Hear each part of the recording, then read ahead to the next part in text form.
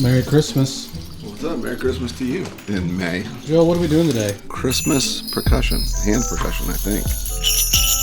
You have a trunk? Kind of stuff. Is that correct? Yes, there's a trunk somewhere. And what all is in this? It's not closed. The trunk is open. Apparently. I have a sleigh bells sample that I go to all the time. And so I'd like to have a different one. And that's what this is. We're not reinventing the wheel here. We're just giving people slightly different options for the Christmas season.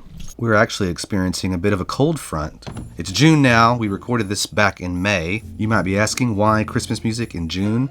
I'm not in the Christmas spirit. I don't think you are in the Christmas spirit. And a bah humbug to you. But you might have to write Christmas music right now so that it can be ready to go in the fall so the music can be selected for ads or whatever, and you gotta have it ready in time. If you write when you're in the mood in December, well, that's not gonna be any good for you for a while. This will be the quickest walkthrough I've ever done because there's not much to it. It's a really boring, kind of tacky looking instrument at this point. You can't see my fingers here, but I'm walking up the white keys in one octave.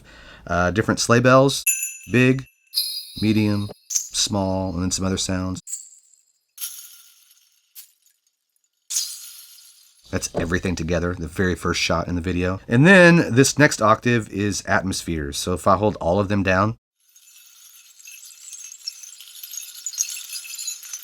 kind of a cool sound, or you could kind of feather them.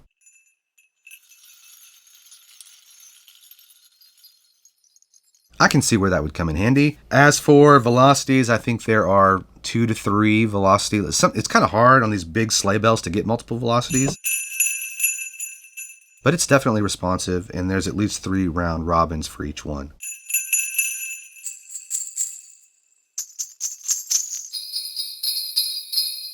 So you can pick it up from my website. Eventually I'll have it up on Piano Book. You need the full version of Kontakt to play this, but I'll make sure to put a decent sampler version up as well. You know, when you need Christmas sounds or percussion sounds, go to Walmart during Christmas season and buy ornaments because they all make noise. I think we'll go with the Coles over the 47s. I like the dark quality, the not so in-your-face transients that you get from the Coles. It's just my preference. We've only got a couple hours. We want to record this fast. Anybody who's been around media composition for the longest time knows that if you want to make something Christmassy, you just add sleigh bells to it. It's kind of a joke, but you hear it on the radio all the time. Whether it's hip-hop, it's got sleigh bells. Country, sleigh bells. What are those? I'm not sure. I got them at World Market like 10 years ago. Yeah, they're like jingle bells, but they're decidedly smaller, and they're probably like made of bronze or something that's a bit more resonant. And so they're really high-pitched. They're just musical. They're cool. And they're sort of like a cross between a shaker and jingle bells when used in a track. All right, so let's use those. I like them. We got jingle bells. Or I have my little miniature one. Oh, yeah. Kind of would sound cool. Yeah, and then I had these when I was a kid. Don't know the history of them. They're a little earthier sounding though. And then these, which again, Walmart decorations. That's more of a sustaining rain stick atmosphere sort of. It's not a timing thing. It's more of a texture thing. Yeah. They're bulls. And then again, keeping in with the spirit of Christmas and jingle bells, which is pretty common and yet different. This wreath. And that could either be rhythmic, you know, it can be a little bit of atmosphere. And then, of course, icicles. Love the icicles. Garland from Walmart that you can get. You got to take it off the cardboard, though, because the cardboard rattles. But it's mixed for really interesting, both as an ambient texture and as a rhythmic texture, because it's just got kind of weird crunchy plastic sort of thing going on while it's still rattling too. Yeah. So you can kind of do a little bit of both. Here's the thing I made.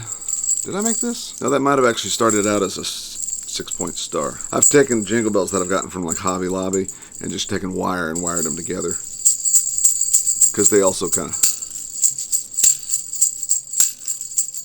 and they sound cool when you slap them on hand drums and things like that. Well, generally, if you want something more staccato, you really only want to hear the ball hitting one part of the bell, and the way you do that is by just hitting it, which dislodges the ball and then it falls back into place, which is very different than, which is a lot sloppier, less staccato or less articulate, but a little bit more sleigh ride-ish. Yeah, I vote for that. So you got that, or you got this, and you can be more dynamic with this. You can be softer. You can't really be soft, you know. I say we do trying to- I say we do the shaking like that. Like my kids. Oh, what's next? These are yours. They're intermediate if you consider these to be small. And they're very resonant. I like them. They're missing a few. They've been handled roughly, perhaps by children. Yes. Yeah, okay. These are first act. I'm not messing around. That was no doubt a Walmart purchase. Absolutely. They're as much rattle as they are jingle bell. Looks like it's a damaged, missing a part of a 6-point star decoration of some kind. That's a wreath. It's some little jingle bells for the little holly. I guess I could do it like that. Or like that. I like that. For the lengthy, atmospheric, non-whatever. So it just, the balls will just kind of fall and dink a little bit. Same basic thing with the middle ones. I used 2 of these on this. Like a one shake. Yeah. I got that.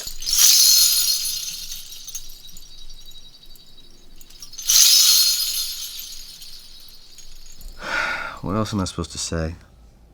I should have written this down.